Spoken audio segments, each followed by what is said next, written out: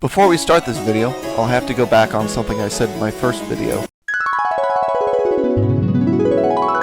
After this experience, it's going to be at least a year before I even think about building another resin kit. It seems a lot of the ships I want to build are only available as resin kits. I said before that resin is a difficult material to work with, but I also want to make sure that I am using the proper methods so I can blame the resin rather than having to accept that me trying to get these parts out with flush cutters is like trying to prune a hedge with a machine gun. Now, my research tells me that dunking resin parts in hot water softens them and makes it easier to remove them from their supports. So here's my hot water and here's my bowl. This is actually working out really well, and oh, I just broke a crane. The other pieces come out just fine though. I should probably give a brief introduction to the ship. This is the French battleship LYON, a plane class of 4 ships that was supposed to succeed the never completed 5 Normandy-class battleships in the mid-1910s that was cancelled due to the outbreak of the First World War and then quietly shelved. For now, I just want to point out that resin has a very distinctive smell, and that the ship I'm building today is probably, possibly, likely a stolen video game asset, but I'll talk about that more when the ship is finished and we can compare it to what the LYON is supposed to look like. This model came with lots of packaging, including this stuff, which kind of looks like the stuffing on the inside of a dog toy, but despite that, parts of the hull and superstructure are damaged, like these handrails and these lifeboat tracks. I'll need something to fill these drainage holes in the bow and stern as well. The holes are only there to drain excess resin during the printing process. The superstructure fits together well, considering that there is little for me to assemble. I replaced the missing handrails with leftovers from the warspite and seal the drainage holes with blue tack. Now it's time to prime the model and get it ready for painting. I'll be using a diluted Vallejo black primer, which doesn't stick very well and is somewhat runny. I'll cover it with the spray can primer after the black primer dries. This coat is followed by a second layer of paint, where I use masking tape to create raised edges in the primer and give the illusion of weld lines between steel plates. After that, I spray down the deck with a tan color for the wood plank, then mask it off, which took about 7 hours in total. I cover part of the black for the boot stripe, then paint the lower hull green, which seems to be a popular anti-fouling paint color among navies in the Mediterranean, as you can find it on French, Italian, and Austro-Hungarian ships.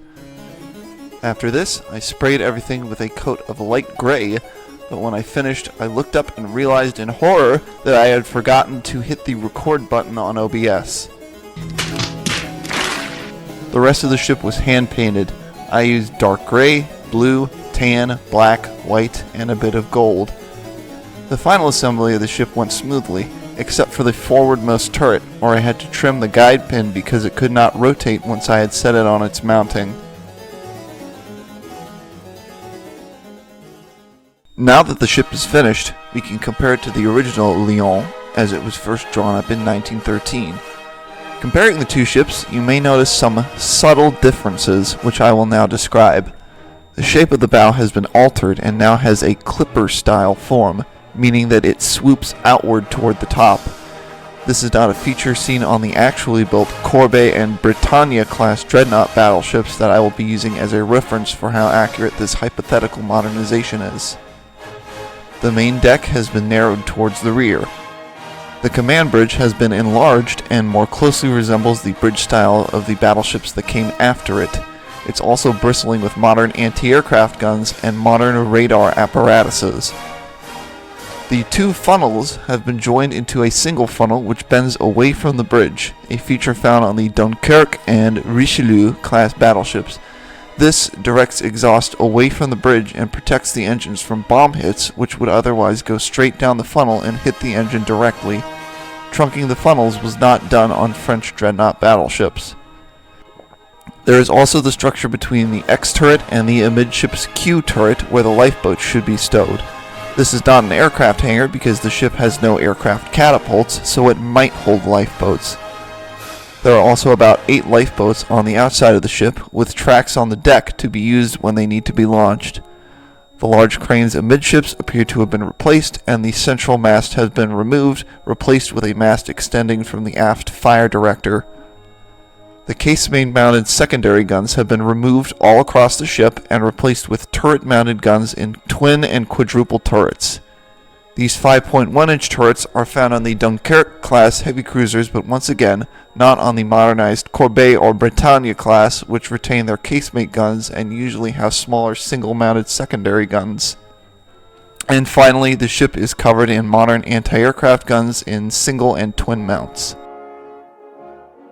An interesting feature that this ship has that hasn't been on the other ships that I've built is this range dial, or range clock, which tells the distance of a target in thousands of yards with the large hand and hundreds of yards with the small hand. This is one of the features of the World of Warships model, which this kit is derived from. The seller I bought it from was very honest about this fact, and I have commissioned a different model from them that will be the subject of a future video.